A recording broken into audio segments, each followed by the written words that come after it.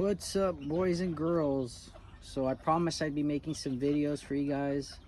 I've been getting a lot of questions about what's happening in Culiacan. What are my thoughts? What I think about what's happening over there. To be honest with you, it's disturbing for some people. Some people might think it's awful. Some people might think it's really different. Some people can't believe what's happening over there. For my end, I'm used to hearing, and I'm not seeing, because I didn't see too much of that over there, but knowing what's happening and what's going on with people over there, it's truly is sad. I mean, it's not something I condone. It's not something that I admire or I think is great or wonderful. I mean, it is really sad what's happening over there. A lot of people are getting hurt. A lot of businesses are getting hurt financially. People says, what does this all stem from? It stems from a lot of things. You can't put it just on one single thing of why it's happening over there. You can't just blame one side. You can't blame the Chapitos. You can't blame Don Mayo's people. You can't blame Don Mayo's kid.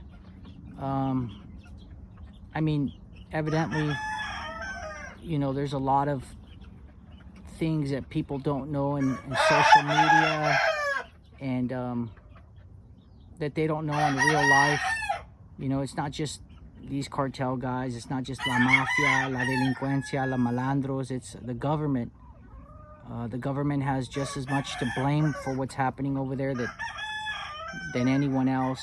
To tell you the truth, I have family in Mexico. I have family pretty much a lot of parts of Mexico. Some of my family stayed in Michoacan.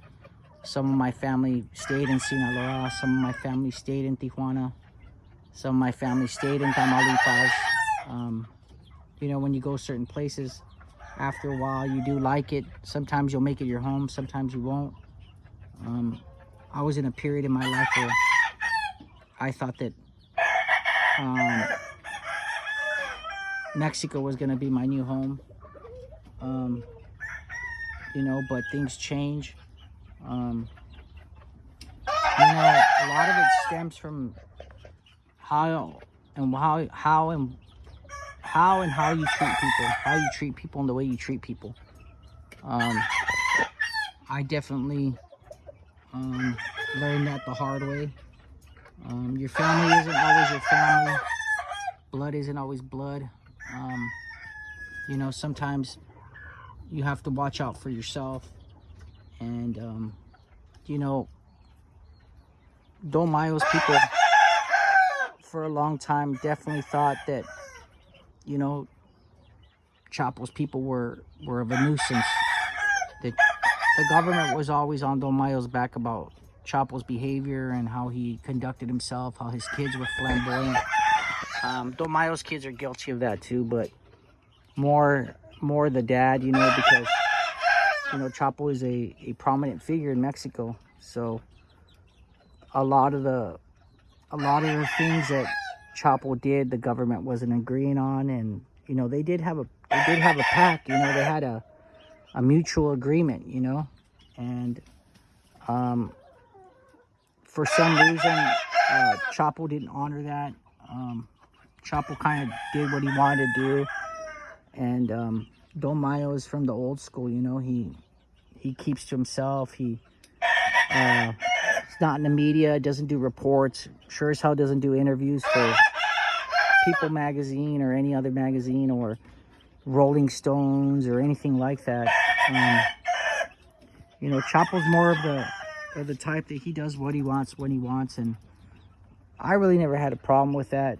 You got to understand something, guys. These guys aren't people you want to glorify. These aren't people you want to look up to and say, hey, I want to be like this. These are hardened criminals. These are killers or dope dealers or drug dealers or, yeah, they do help a lot. not going to sit here and lie and say they don't. They help out the community more than the government does. But at the same time, they also hurt a lot, you know? These right here are my dad's roosters, McCrae's. Had them for about 30 years in the family now. Had them for a long time. You know, loyalties go so far. Traditions go so far. Not everybody is willing to lose everything they got, or lose their freedom, or lose their life over their family traditions and their way of life. I'm actually at the point right now where I might get rid of all my roosters because my health is not at the best. I'm not doing as well as I want to do.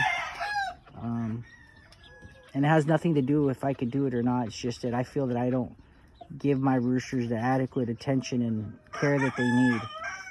And that's something that's always been important to me, and something my dad instilled in me a long time ago.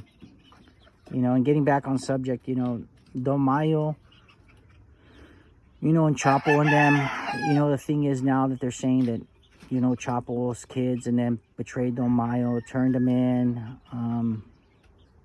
gave him up to the government. Could be all true.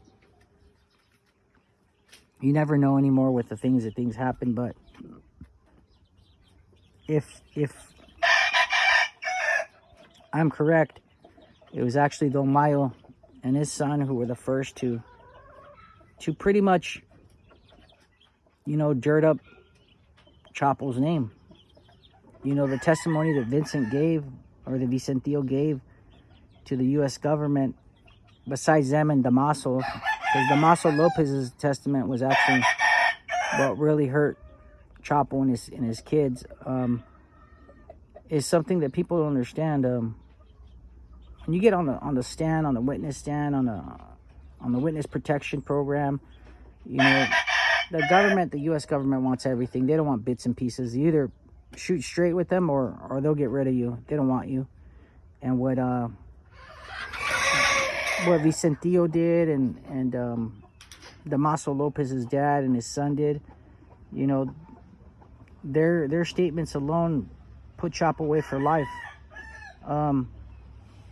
So when you talk about betrayal, you talk about people not being loyal to each other, it goes back and forth. You know, you want to be childish and say, hey, you guys did it first and now we did it. You know, Don Mayo is very guilty of that. You know, his people did a good job of trying to get rid of Chapo. They did a good job of doing other things, and Chapo, for the most part, for the end, didn't rat anybody out. You know, and it seems like he could have made a good deal with the government and turned them in, but I think the way he saw it was a future for his kids, you know, and a lot of people don't see it like that.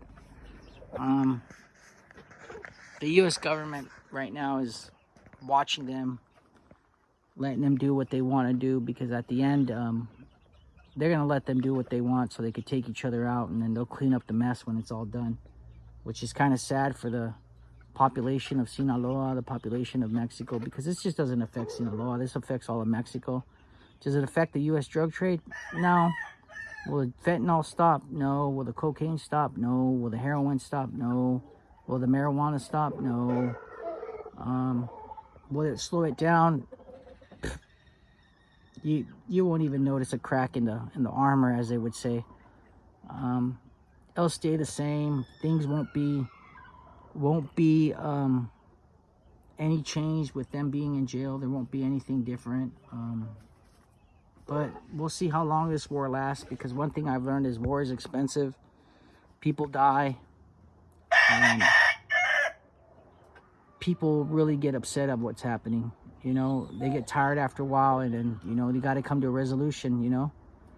At the end, you know, the only people that suffer are the community and the lost lives that are lost from all this, you know, and there's nothing really you can do about it. Once someone's dead, like my dad said, someone's dead, you know. So that's what's kind of going on in Mexico, guys. And just a brief overview. It's your boy OG Black.